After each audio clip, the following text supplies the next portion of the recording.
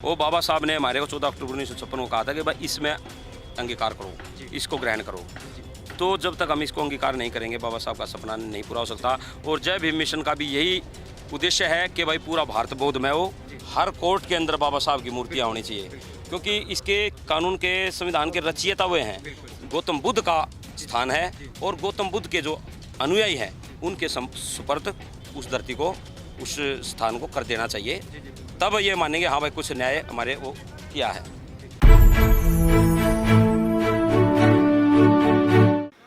जय भीम, नमो बुद्धाय साथियों। इस वक्त हम दिल्ली के बवाना में हैं, जहां पर मैं आपको दो विशाल प्रतिमाएं दिखाऊंगा, भगवान गौतम बुद्ध जी की और बाबा साहेब अम्बेडकर जी की। आज ही के दिन यहां पर इन दोनों मूर्तियों का अनावरण किया गया है और एक भव्य कार्यक्रम यहां पर आयोजित हुआ। और जब हम यहाँ पर कार्यक्रम में पहुँचे तो हमको जिनको सुनने मिला, प्रीतम बौद्ध जी बहुत ही अच्छे कलाकार हैं।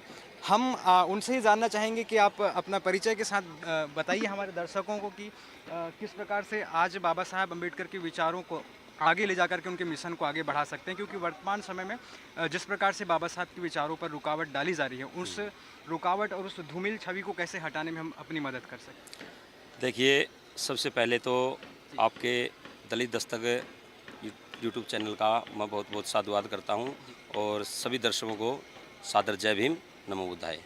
साथियों, देखिए, कोई भी और रास्ता नहीं है हमारे जीवन में। बाबा साहब के विचारों पे चल के ही हम आगे प्रगति कर सकते हैं, क्योंकि अनेकों देवी देवता हुए इस भारत में, लेकिन हमारी स्थिति में कोई परिवर्तन नहीं आया। और जो कुछ भी दिया है, आज सूट बूट कोट पैंट में आज इतना अच्छा जीवन जी रहे हैं, जो हम पानी भी पीते हैं और हवा ले रहे हैं अच्छी, उसके ऊपर भी बाबा साहब का ही अधिकार है। उन्होंने हमारे को ये अधिकार दिलाए। तो ऐसा कोई भी रास्ता नहीं है बाबा साहब के मिशन के सिवा।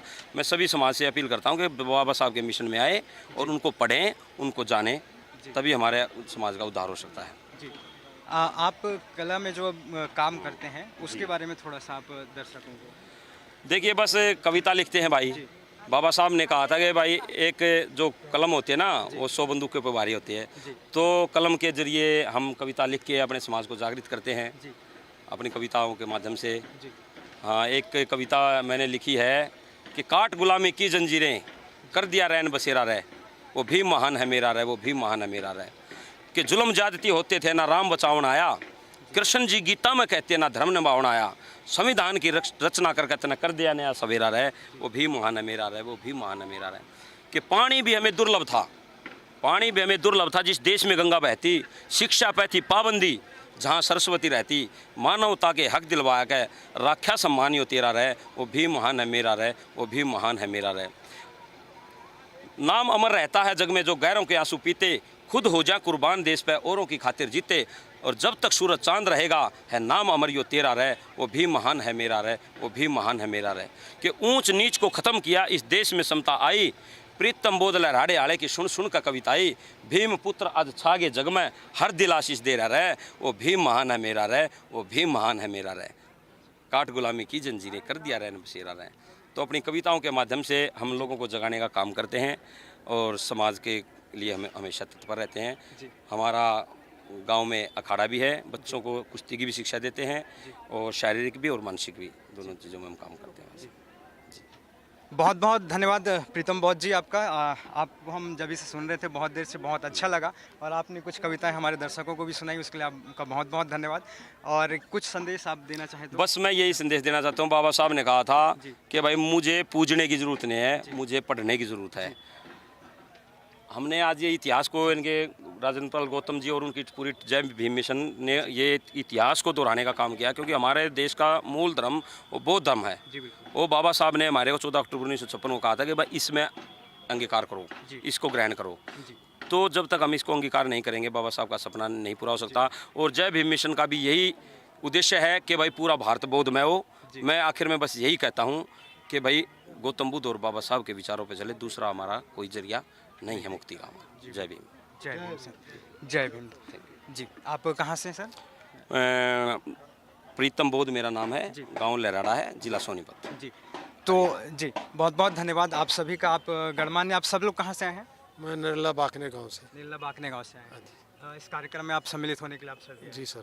कुछ कहना चाहेंगे इस कार्यक्रम के बारे में? हाँ नहीं, इस कार्यक्रम में हमने जो है बढ़ चढ़ के हिस्सा लिया। बाबा साहब के प्रति हमारा बड़ा लगाव है और भगवान बुद्ध से जो है हमें प्रेरणा मिलती है, जो बाबा साहब ने इनसे सीखा है या इनके अनुसरण किया है इनका, तो हम भी ऐसे ही चाहते हैं कि हम भी ऐसे ही बने। बाकी हमने यहाँ लग के सारा ये सब कुछ किया है और लगे ही रहते हैं, आगे भी लगे रहेंगे और ये सब इसको जो है पूरा विवासना के अंदर बहुत अच्छे से बनाएंगे। सब आके यहाँ पे प्रेयर करेंगे और अच्छा लगेगा सब लोगों को। तो सबको जागृत करने का हम काम करते हैं। जी जी। तो ये भी मतलब आज यहाँ से एक और विपासना केंद्र के रूप में विकसित होगा ये पूरा एक। जी जी, पूरा। आज प्रतिमा का नाम अभी तो प्रतिमा का अनावरण किया है।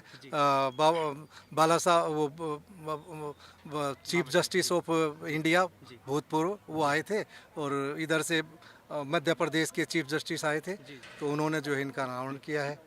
बालाकृष्ण। एक सवाल आप सब लोगों से करना चाहूँगा कि मध्य प्रदेश के पूर्व मुख्य न्यायाधीश आए हुए थे, सुरेश कैथ जी। एक्चुअली मध्य प्रदेश में अभी मई में 26 मई 2025 में बाबा साहेब अम्बेडकर की प्रतिमा का अनावरण होना था।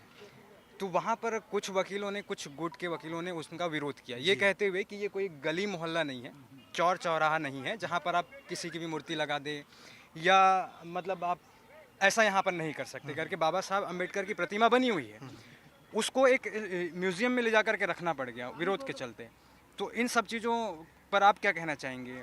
लेकिन आपको शायद मालूम हो कि सुरेश कैथ साहब ने जो है उसका डिसीजन क्या दिया था? यही दिया था कि ये न्यायालय के प्रांगण में लगेगी ये मूर्ति।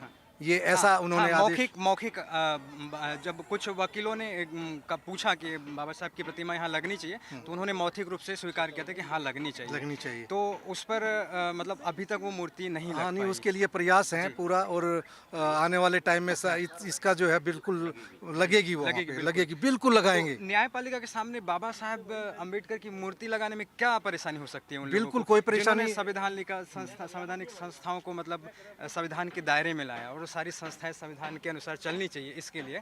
तो आखिर क्या मतलब वजह है कि ऐसे लोग हैं जो बाबा साहब की मूर्ति का विरोध करते हैं? देखिए, तरीके के हिसाब से हर कोर्ट के अंदर बाबा साहब की मूर्तियाँ होनी चाहिए, क्योंकि इसके कानून के संविधान के रचयिता हुए हैं, सारी धाराएं उन्होंने बनाई, सारा का सारा बुद्ध के ऊपर जो पंचशील के ऊपर आधारित है हमारे भारत का संविधान। एक भारत के संविधान के निर्माता की मूर्ति नहीं लगने देना चाहते।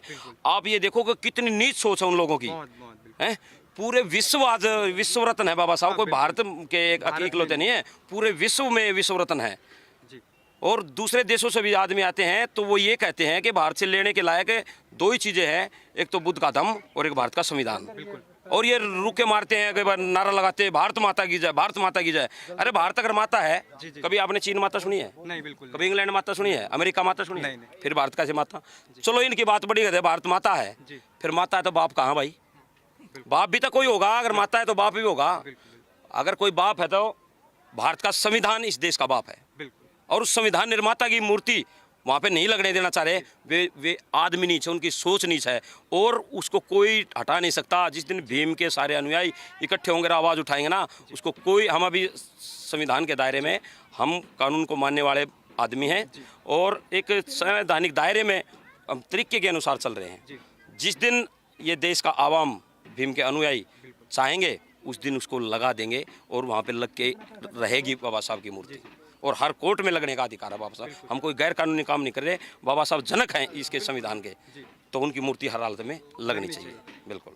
दूसरी बात की सरकार, जो वर्तमान सरकार है, एक तरफ प्रधानमंत्री जब विदेशों में जाते हैं तो कहते हैं कि I am coming from Buddha land, में बुद्ध की धरती से आए हैं, और देश के भीतर हम देखते हैं कि आरएसएस की जो विचारधारा है उसके अनुसार काम करते हुए हिंदू राष्ट्र, फिर धीरेन्द्र शास्त्री को अपना छोटा भाई बताना, इन सब चीज़ों से बाबा साहब के संविधान पर क्या प्रहार नहीं होता? जो धीरेन्द्र शास्त्री जी हैं वो संविधान की खुलेआम मतलब धज्जियाँ उड़ाते हैं। तो इन सब चीज़ों पर हमको किस प्रकार से समझ? देखो जी, इनका मकसद है कि बाबा साहब के गले में डालो माला और विचारों को लगा दो ताला। ठीक है, मोदी जी शक्कर में रेत डालने का काम करते हैं। बाहर तो बोलते हैं कि मैं बुद्ध के धरती से आऊँ, और यहाँ पे युद्ध, बुद्ध के खिलाफ युद्ध छेड़े हुए हैं। आप देखो, जो भगवान बुद्ध का एक मेन वो है बोध गया, वहाँ पे दूसरे धर्म के आदमियों का कब्जा है, उसको शर्म आनी चाहिए उन लोगों को। अगर भाई कोई राम मंदिर के अंदर कोई इस्लाम के आदमी जाके वहाँ पे कब्जा करें, या मस्जिद के अंदर कोई हिंदू कब्जा करें, तो कितने शर्म की बात है। सब अपने धर्म के लिए स्वतंत्र हैं।